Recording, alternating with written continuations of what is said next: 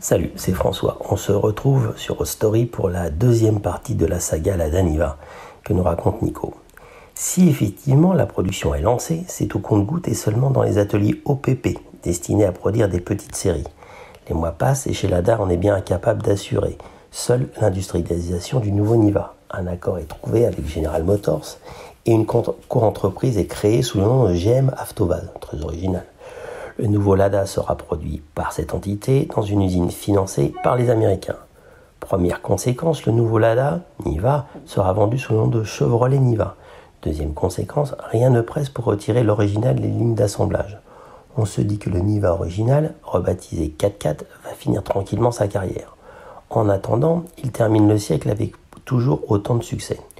Vous arrivez à suivre? Il y a donc à partir de cet instant le Niva original, rebaptisé 4x4, que vous retrouverez en photo sur le site, et assemblé à quelques centaines de mètres dans une nouvelle usine, le Chevrolet Niva.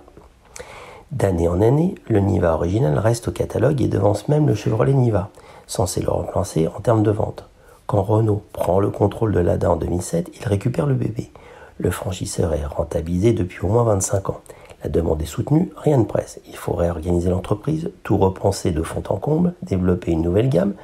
Chez Lada, on sort les Kalina 2, les Granta, la Largus, puis les modernes Vesta et X-Ray. J'ai du mal à le dire, désolé. La marque est sauvée sous l'impulsion d'un nouveau patron suédois aux méthodes musclées. Dans le business plan Lada 2020, il est écrit noir sur blanc que le 4x4 sera remplacé par un tout nouveau modèle d'ici 2014.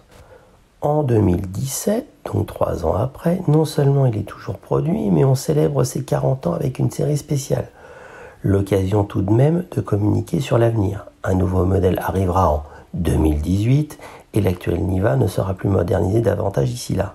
Quelques mois plus tard, la date de remplacement annoncée passe à 2021. On en rigole. Aux dernières nouvelles, le concept 4x4 Vision n'arrivera pas avant 2023. En Russie, la succession du 4x4 prend des allures de cause nationale. La présentation du 4x4 Vision met fin au suspense, mais pas aux commentaires. Le concept car ne reprend pas grand-chose du Niva original et nombreux sont les sceptiques. Steve Mattin, responsable du style Lada et papa des X-Ray et Vesta, se confiait il y a peu sur ce challenge. Succéder à une telle légende sera difficile. Le Niva possède un ADN très fort avec des spécificités qu'il faut conserver, ce qui n'est pas le cas sur le prototype. La position des clignotants par exemple est unique, le profil également. Mais il faudra incorporer ces marqueurs du Niva original dans le X-Design de la marque. L'année dernière, finalement, General Motors annonce avoir vendu sa participation dans la co-entreprise GM Avtovaz qui produisait le Chevrolet Niva. Lada rachète la part de son partenaire américain pour un montant ridiculement bas de 5,9 millions d'euros. La vérité étant que GM n'avait pas d'autre option et souhaitait quitter la Russie. On constatera que de par le monde, GM a réussi quand même à perdre de l'argent et dépenser des sous à fond perdu, sans parler des histoires de Opel et compagnie, et qu'on se demande comment ils sont encore debout. C'était une parenthèse. Pour reprendre sur le Niva, en plus de l'usine qu'ils avaient en commun, Lada et donc le groupe Renault récupèrent une filiale censée produire les carrosseries d'un hypothétique futur modèle, mais aussi les droits commerciaux sur les marques Niva en écriture latine et cyrillique qui appartenaient à GM Avtovaz depuis 2001. Première conséquence, Lada récupère donc l'appellation Niva. Deuxième conséquence, Lada récupère le Chevrolet Niva. Dans un premier temps, la commercialisation a rapatrié dans le réseau Lada. Situation assez ubuesque puisque les modèles vendus pendant quelques mois sont toujours badgés Chevrolet.